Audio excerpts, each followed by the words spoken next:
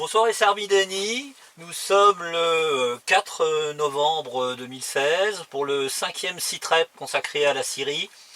Je vous laisse la parole pour nous expliquer pourquoi vous avez souhaité anticiper en fait le CITREP qui était normalement prévu le 11 novembre prochain.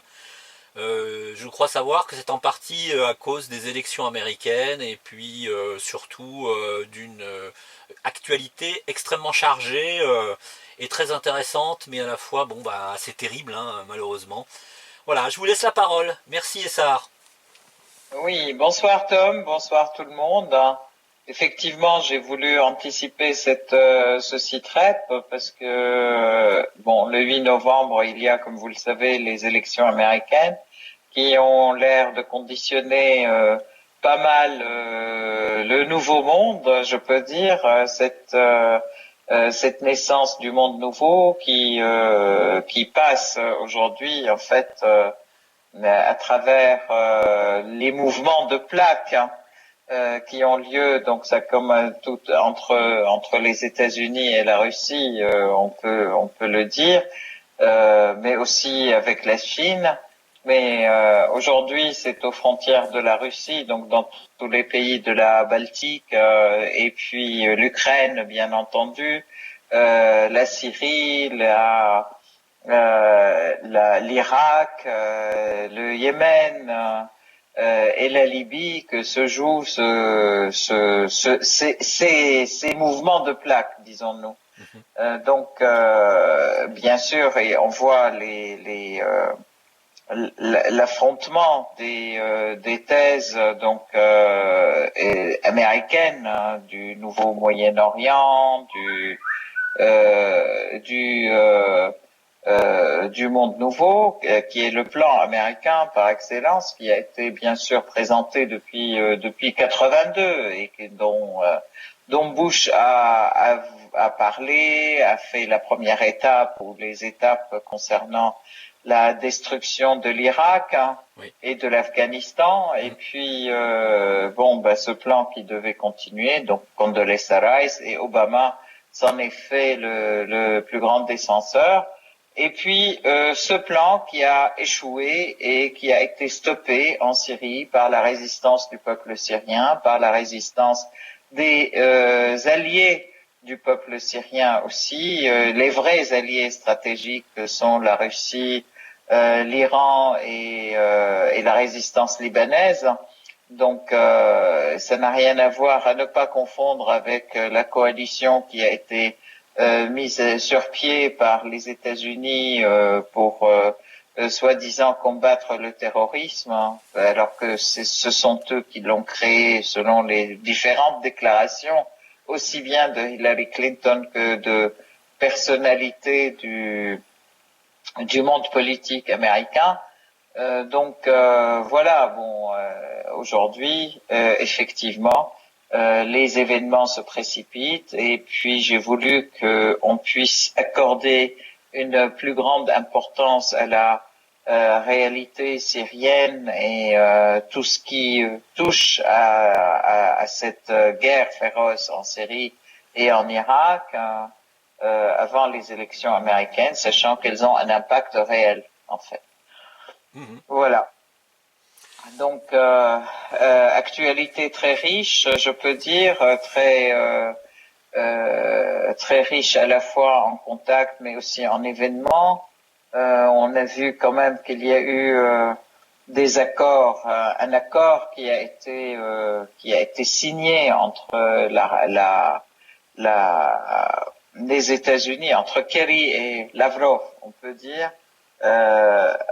le mois dernier. Oui. En fait, c'est plutôt en septembre en fait qu'il a été signé. Oui. Et que le 12 septembre, il a été signé effectivement. Et on voit que dès le 17 septembre, il y a eu des violations. Cet accord n'a jamais été appliqué. Les États-Unis n'ont jamais dévoilé des parties de cet accord. Ils ont tenu à ce que ce soit secret. Les Européens ont commencé à se sentir un petit peu blousés, entre guillemets. Ils ont exigé que cet accord soit mis au grand jour. Du coup, il y a eu des réunions, en fait, une réunion donc des États-Unis avec les Européens et la Russie, donc la réunion de Lausanne. Et c'était à différents niveaux. Une partie avec les Européens, une partie avec les Européens auxquels se sont adjoints les alliés de la région, régionaux, on peut dire, des États-Unis, donc l'Arabie Saoudite, la Turquie, le Qatar, qui se sont joints à cette réunion plus tard.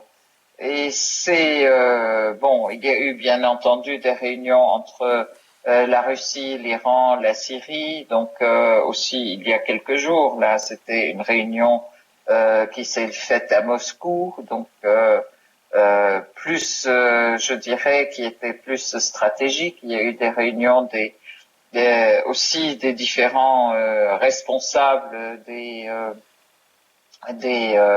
militaires aussi. Oui. Donc tout ceci prépare, je dirais, pour des opérations qui vont avoir lieu et qui ont lieu sur le terrain, qui préparent une situation qui va être sans doute proposée au président des États-Unis, qui va être élu donc le 8 novembre. Bien sûr, parce que pourquoi je dis ça? Parce que de toute façon, les États-Unis, malgré le fait qu'ils soient une force qui est en cours de déclin, mais il n'en reste pas moins que c'est toujours une grande force mondiale. C'est un grand pays avec une force militaire importante, avec une force économique importante. Mais que face à eux, après une phase où ils agissaient en monopole dans le monde, donc après l'effondrement de l'Union soviétique, aujourd'hui ils ne le sont plus puisque la Russie a repris sa taille et son poids de grande puissance, je peux dire, dans le monde, que la Chine a pris aussi son poids de grande puissance, que certains pays comme l'Inde, l'Afrique du Sud, le Brésil, et tous les pays d'Amérique latine aussi qui se font des relations aussi importantes et qui ont pris conscience, qui refusent le monolithisme et l'hégémonisme des États-Unis, donc qui essayent de se soustraire, je peux dire, à cette force dominante qui veut absolument tout dominer, hégémoniste. Hein. Donc voilà, tout ceci, ces mouvements de plaques, moi je dis, c'est tout à fait analogue aux mouvements de plaques en géologie qui font des grands tremblements de terre, etc. Aujourd'hui, nous sommes dans ces phases de tremblements de terre dont le centre sismique se trouve en Syrie et en Irak. Hein. Enfin, au Moyen-Orient, Syrie, Irak, le Yémen et la Libye, en effet. Donc, voilà.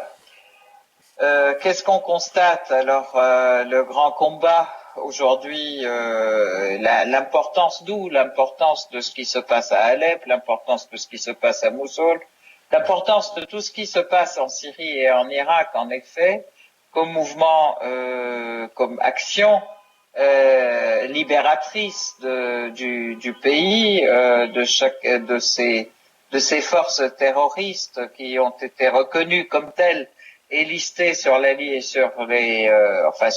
des organisations terroristes des Nations Unies. C'est Daesh, ISIS, en fait, c'est l'État islamique de l'Irak et de la Syrie, et Daesh, donc communément appelé Daesh ou ISIS, et Al-Nusra, qui est aussi depuis le début sur le terrain, qui sont toutes les deux d'ailleurs des fractions d'Al-Qaïda, qui a été créée dans les années 60 par les 50 d'ailleurs 58 60 par les États-Unis pour contrer l'Union soviétique à l'époque en Afghanistan. Oui. Donc voilà, c'est un ensemble, un panorama dans lequel se situe effectivement cette lutte aujourd'hui du peuple syrien et du peuple irakien pour libérer ces territoires de ces forces terroristes. D'ailleurs, et tout un tas de petites organisations et de petites factions terroristes que les États-Unis s'obstinent à appeler opposition modérée et que nous, de notre point de vue, nous Syriens, j'entends, et le peuple syrien, comme le peuple irakien considère comme des factions terroristes aussi, parce qu'elles ne sont rien d'autre que des petites des scissions d'Al-Qaïda et des scissions d'Al-Nusra. Alors la plus grande parodie et la plus grande comédie, ça a été Al-Nusra qui change de nom et qui se dit ne plus faire partie et ne plus faire partie d'Al-Qaïda en fait, hein, ou d'Al-Nusra en fait. Donc une petite organisation qui change de nom, une grande organisation qui change de nom et qui se fait soutenir, armer, entraîner toujours par les États-Unis et par tous les pays occidentaux. En fait, je tiens à rappeler quand même qu'il y a une véritable direction logistique et qui se trouve d'ailleurs, il y a plusieurs directions et des camps d'entraînement. Il y a 4 camps d'entraînement en Turquie et des véritables tables d'opération qui se trouvent à Adana et à différentes parties, à Gaziantep aussi en Turquie. Donc, aux frontières syriennes, qui sont donc qui réunissent aussi bien des agents ou des officiers du Mossad, de la CIA, des services de renseignement britanniques, turcs et français.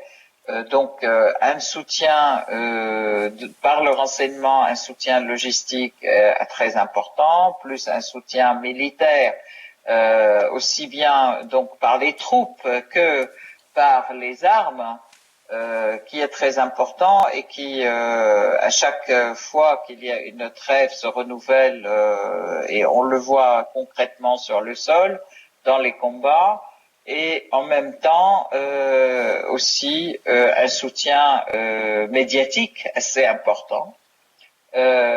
Médiatique, tous les médias qui s'affolent à chaque fois que l'armée syrienne avance et les terroristes sont réellement sur la défensive et sont en difficulté.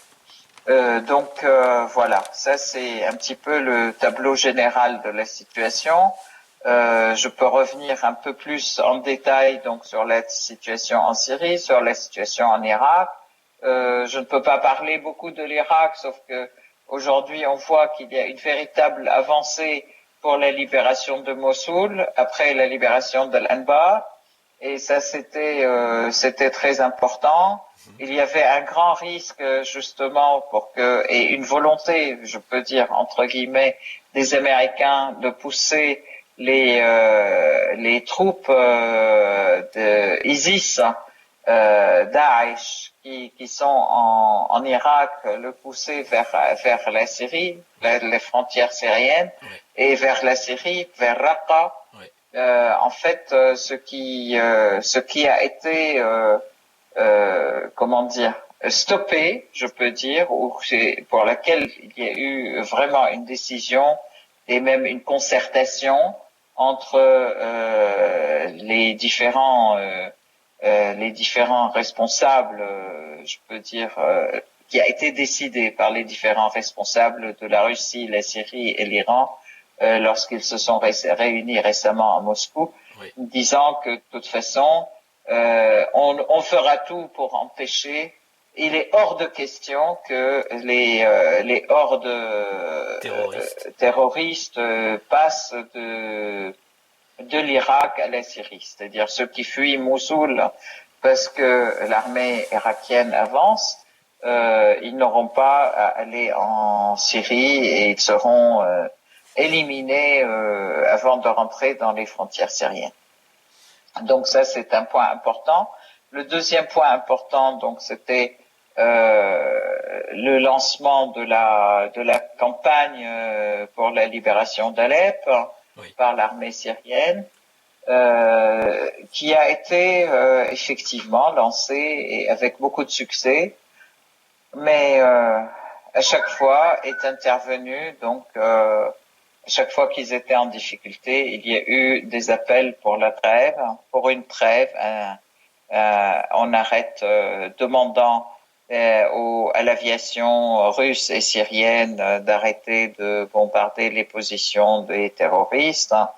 Et à chaque fois, ces trêves ont servi à malheureusement donc à se venger des civils, puisque ces terroristes envoyés pendant la trêve, d'abord, ils ne reconnaissaient jamais la trêve, donc ils avaient champ libre à bombarder la population. Et à chaque fois, il y a eu des dizaines, voire des centaines de missiles qui tombaient sur Alep Ouest et sur les quartiers civils. D'ailleurs, sans aucune distinction, je pourrais même dire que ça a été particulièrement ciblé, les universités, les écoles, les hôpitaux. L'hôpital Al-Razi a été aussi ciblé, l'université, il y a eu des étudiants qui ont été tués, et des écoles, 3 écoles, dont une école primaire. Et puis des marchés, des lieux où il y a le maximum de population. Le bilan du week-end dernier, là, ce week-end de trêve, pas celui-ci, mais la semaine dernière, était de 300 morts en 2 jours. 300 morts et blessés, ce qui est quand même absolument affolant et énorme et plus que révoltant. Mais aujourd'hui aussi, il y a eu une pluie d'obus aussi et de missiles qui sont tombés aussi sur les quartiers civils de la ville d'Alep ouest. Alors, en accompagnement de tout ça, une campagne, une véritable tempête médiatique, je peux dire, de diabolisation. Alors, de diabolisation aussi bien de tout ce mouvement qui cherche à libérer Alep Est des terroristes, d'un côté, et accompagné d'un silence complètement assourdissant de toutes leurs agressions, l'agression des terroristes contre la population d'Alep Ouest. Ça, c'est un point qui est absolument affolant, effarant, un point noir, je peux dire, dans l'histoire de l'humanité et dans l'histoire de tous ces pays qui se disent défendre des droits de l'homme, qui se disent défendre les libertés, défendre les humains, accompagnés aussi de l'ONU et des responsables de l'ONU qui sont censés protéger les populations et qui sont censés prendre la partie prendre parti pour les peuples contre les agresseurs. Or, on les voit aujourd'hui, malheureusement, s'aligner sur les positions américaines et prendre position pour le soutien des terroristes contre la population civile. Alors, je pense que ça mériterait quand même qu'on s'y attarde un peu pour voir comment procède le gouvernement syrien, l'armée syrienne, dans ses volontés dans la trêve et dans sa volonté de libérer la partie est d'Alep. Hein.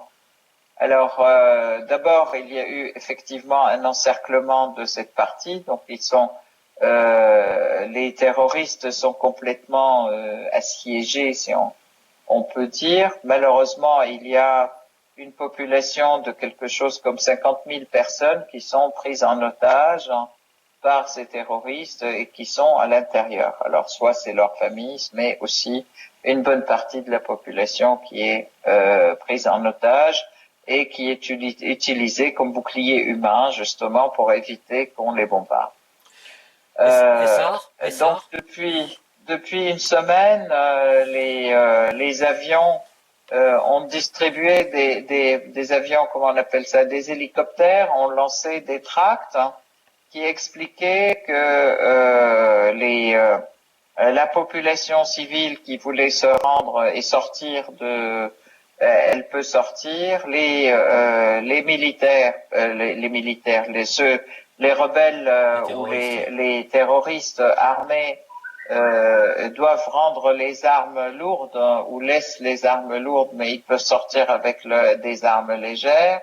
On peut les accompagner là où ils veulent, c'est-à-dire il y avait 2 passages pour ceux qui ne veulent pas se rendre. Un passage qui les mène en Turquie, un autre passage qui les mène à Idlib, qui est aussi une sorte de quartier général des terroristes dans le quartier, dans le coin nord, enfin dans le nord-ouest de la Syrie, à côté d'Alep. Mais il y avait 8 passages protégés pour la population civile. Et dans ce cas-là, l'armée syrienne s'éloignait des passages et l'armée russe aussi, mais il y avait présence de la Croix-Rouge, du Croissant Rouge et de tout un tas de cars qui pourraient les amener les uns et les autres là où ils veulent. Il y avait des sauf-passages donc pour la population et une grande partie de la population voulait sortir. Il faut savoir quand même que ça a été fait avec des négociations et des discussions avec des notables de différents quartiers, avec les gens qui sont connus, reconnus, etc. Or, on s'aperçoit que 3 jours le week-end dernier sont passés, donc il y a eu énormément de morts. Quand je dis le week-end dernier, ça veut dire c'est vendredi dernier, puisque chez nous le week-end c'est vendredi et samedi. Donc vendredi dernier, il y a eu ils ont tiré sur il y a eu pas mal des gens qui voulaient sortir, des civils qui voulaient sortir. Ils se sont vus tirer dessus par les terroristes d'Alep Est, donc de l'intérieur, de ceux qui sont assiégés, et il y a eu pas mal de blessés qui ont été secourus par la population. Du coup, personne ne sortait. Depuis, après ces 12 personnes qui sont sorties et sur lesquelles on a tiré, il y a eu pas mal de tirs d'obus sur les chemins, en fait, sur ces passages, pour empêcher la population de sortir. Il y avait aussi des gars parmi les terroristes qui voulaient sortir, se rendre aussi. Il y a eu 2 qui ont été tués par leurs collègues parce qu'ils ne voulaient pas qu'ils sortent. Alors, à cet égard, je voudrais quand même insister et signaler le fait que la presse occidentale cherche toujours à oublier et à ne jamais signaler, ne jamais mentionner, c'est que le président Assad a décrété une amnistie pour ceux qui veulent se rendre et régulariser leur situation. Et cette amnistie elle était pour 2 mois, et là, elle a été prolongée pour encore un mois supplémentaire pour tous les terroristes qui ont même pris les armes contre l'État et qui veulent se rendre et qui rendent leurs armes et régulariser leur situation et revenir à une vie citoyenne normale. Donc, en fait, c'est ce qui s'est passé dans les villes de Daraya, de Mardambiye, etc. Je rappelle quand même qu'il y a eu des régularisations de ce type qui sont arrivés dans une dizaine de villes, certaines autour de Damas, autour de Homs, autour de Hama, et etc. Donc les plus connus étaient, les plus récentes sont Daraya, Ma'adamiye, Qudsaya, Al-Hame dans la campagne syrienne, Damasen en fait autour de Damas, et Al-Wa'ir autour de Homs, donc dans la ville de Homs. Donc ça c'est important, mais aujourd'hui cette trêve a été encore prolongée d'une journée. Donc aujourd'hui c'était de 9 heures du matin à 19 heures ce soir. Personne n'a pu sortir et personne n'a pu en profiter. C'était le dernier appel avec donc les tracts qui ont été distribués et les tracts qui contenaient les cartes des 8 passages pour les civils et 2 passages pour les terroristes. Oui. Voilà, donc et ça s'est terminé donc à 19 heures et puis de toute façon à 19 heures, à partir de 19 heures, les bombardements ont repris en fait les bombardements. Je peux dire le fait que l'armée syrienne et russe reprennent les attaques contre les terroristes d'Al-Qaïda, Oui. en fait, qui sont Al-Nusra, Noureddin Zenki, Al-Nusra et Daesh en règle essentiellement. Mais on voit que ce sont surtout les autres que les États-Unis s'obstinent à appeler modérés, qui tirent sur la population. C'est les Noureddin Zenki, c'est Fath al-Islam, Fath al-Sham, Ahrar al-Sham, etc. Donc tout un tas d'appellations. D'ailleurs, on s'est aperçu aussi qu'ils ont reçu des armes aussi techniquement plus sophistiquées, puisqu'ils tirent des missiles maintenant et des balles brûlantes. Des balles incendiaires? Alors oui, c'est ça. Des balles incendiaires, vous dites? Oui, c'est ça. Oui. Alors, dernier point très important, cette semaine, des attaques chimiques ont eu lieu, à l'arme chimique, donc contre la population aussi. Il y a eu des morts, des morts caractérisés par donc des étouffements au gaz moutarde et au chlore. Donc il y a eu des personnes qui ont prélevé, enfin il y a eu une commission qui a prélevé qui a prélevé des échantillons, oui. Voilà, et qui ont été envoyés pour analyse et ça va être aussi au vu et au su du monde entier, puisque un des rôles importants de nos amis russes, c'est aussi la documentation et puis la supervision de tout ce qui se passe. Donc ils prennent des photos satellites, des analyses, etc. Pour étayer par des images tout ce qui se passe sur le terrain et ce qui ne supporte plus aucune équivoque et aucun débat et aucune aucun doute. Aucune mise en doute, quoi. Oui.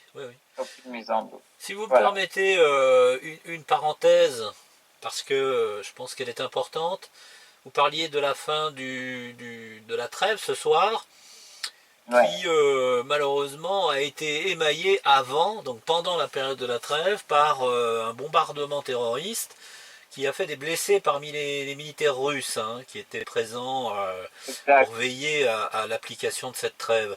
Ce qui veut dire qu'ils n'ont même pas attendu la fin de la trêve pour recommencer à bombarder, et spécifiquement les passages où les civils syriens prisonniers dans Alep Est pouvaient passer.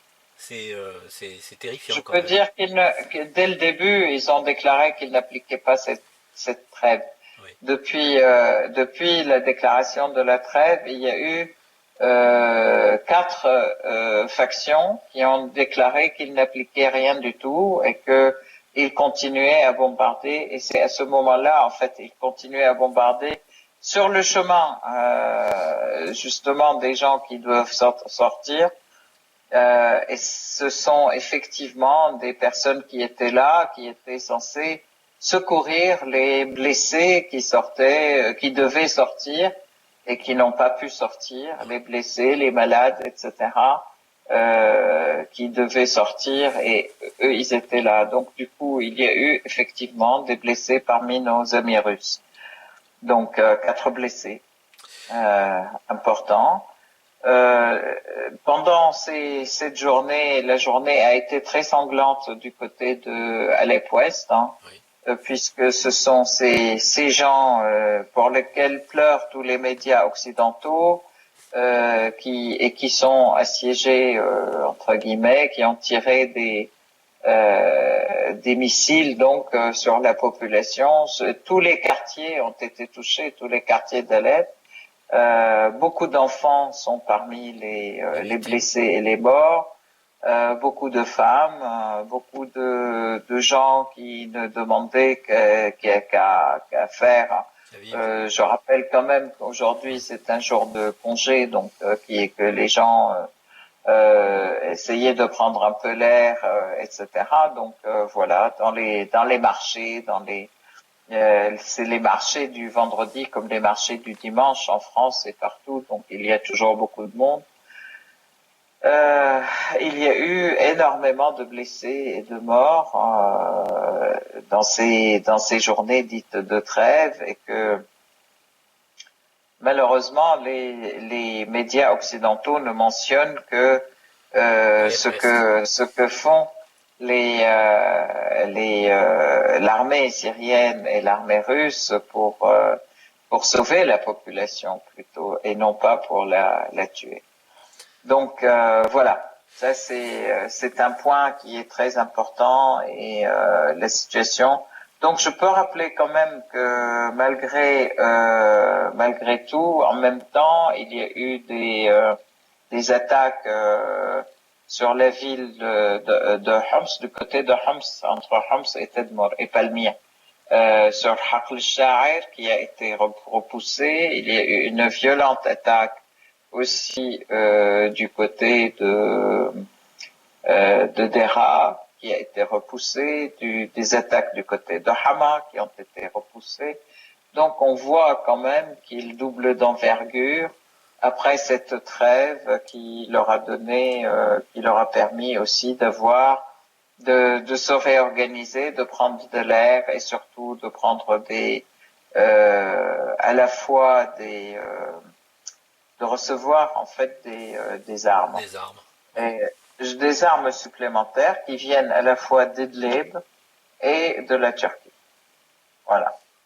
On a un double jeu d'Erdogan dans cette affaire, c'est-à-dire que à la fois le président turc essaye de nous endormir avec sa lutte contre Daesh, en sachant que depuis pratiquement l'origine, Daesh est fourni en armes et en moyens financiers à travers le vol systématique des réserves de pétrole qui sont exfiltrées de Syrie. On a un double langage qui est très inquiétant puisque à la fois il y a une volonté affichée de se rapprocher de Damas à travers Moscou, mais on a aussi l'invasion militaire par le nord à partir de Jarablus qui menace l'intégrité d'Alep dans son ensemble. De la Syrie. De la Syrie, Voilà. oui, bien sûr. De toute façon, oui. Bien sûr, donc il y a eu une incursion militaire du côté de Jarablus, qui est qui est à quelques kilomètres d'Alep. Et en fait, d'ailleurs, Erdogan, il déclare clairement qu'il vise El-Bab. Et la ville d'El-Bab, elle est à quelque chose comme 17 kilomètres d'Alep. Hein. Et c'est une ville syrienne et il y a eu une incursion militaire donc à Jarablos qui veut se rapprocher d'Elbab et il disait aussi de Manbij, qui ne sont que des villes syriennes. Donc il y a une agression, une violation de la souveraineté territoriale de la Syrie. Il y a en même temps une prétention réelle de combattre Daesh, alors que Daesh est soutenu et systématiquement, comment dire, afflué par tout un tas de terroristes qui viennent via les frontières turques, donc par les frontières turques et qui passent et qui sont d'ailleurs accueillis en Turquie, entraînés, etc. et qui viennent en Syrie par les frontières turques. Ça, c'est un deuxième point. Et un troisième point, je tiens quand même à dire que en réalité, il bombarde et il s'attaque à des villages syriens qu'il appelle des terroristes kurdes et qui sont des citoyens syriens, qui n'ont rien de terroriste, c'est le fait qu'ils soient kurdes. Ouais. Donc, il a bombardé pas mal de villages qui sont aux frontières, comme ça, de la Turquie avec la Syrie, en tuant des personnes, plus de 200, 300 personnes. Je peux dire aussi que dans cette sale besogne aussi, il y a aussi les forces de la coalition occidentale qui se lient à lui. Donc, je rappelle quand même les bombardements français contre la ville de Toukhan, qui ont fait 200 morts sous les décombres, les bombardements américains contre l'armée syrienne dans la montagne de Deir Zur, qui a fait 180 personnes entre morts et blessés. Il y a eu 82 morts et puis une centaine de blessés, et qui a ouvert la voie à une attaque de Daesh, en fait, pour prendre ces territoires. Oui. Donc là, on peut dire facilement que la volonté ou l'affichage de cette coalition et des pays occidentaux de combattre Daesh, il n'est pas pour combattre Daesh, mais il est en réalité pour soutenir Daesh et pour combattre la Syrie. Dernier point que je voudrais quand même mentionner, que les États-Unis ont pratiquement détruit tous les ponts qui étaient sur l'Euphrate de la ville de Deir Zur et de Hasakeh. Oui. C'est absolument effarant. Tous les ponts. Alors, je ne vois pas ce que les ponts viennent les embêter, en quoi ils viennent les embêter. En tout cas, c'est une destruction de l'infrastructure du pays. Oui. Et qui, jusqu'à présent, était debout, je peux dire. C'est un leitmotiv, Voilà. hein, quelque part. Hein. C'est un leitmotiv, quelque part, que les forces coalisées américaines, enfin l'ensemble des forces coalisées aux côtés des Américains, visent systématiquement les ouvrages d'art, les équipements civils comme les stations d'épuration d'eau, d'extraction d'eau, de traitement des eaux en général, en tout cas, même, voilà, ouais. même d'hôpitaux, hein, comme on l'a vu en Afghanistan il n'y a pas si longtemps, hein, d'ailleurs. Hein. Là, en Syrie, ça a été le cas. Hein. Voilà. Le grand hôpital Al-Kindi qui a été détruit, c'était un hôpital régional. Il était hyper moderne, à vocation régionale. Très très grand hôpital qui a été réduit à un tas de pierres aujourd'hui, malheureusement. Alors que tous les appareillages ont été volés et partis en Turquie.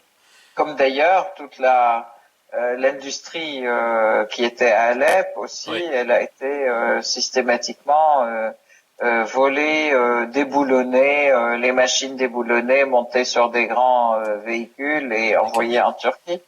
Ouais. Donc voilà, c'est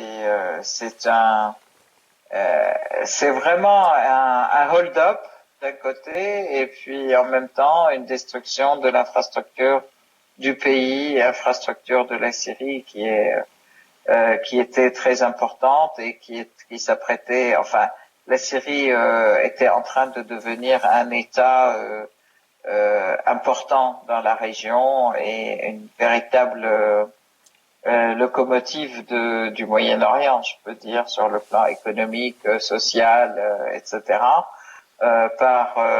Non seulement, en fait, je le répète à chaque fois, c'était un pays autosuffisant, donc Pas de dette. il produisait ce qu'il mangeait, il mangeait ce qu'il produit, manger, boire, etc.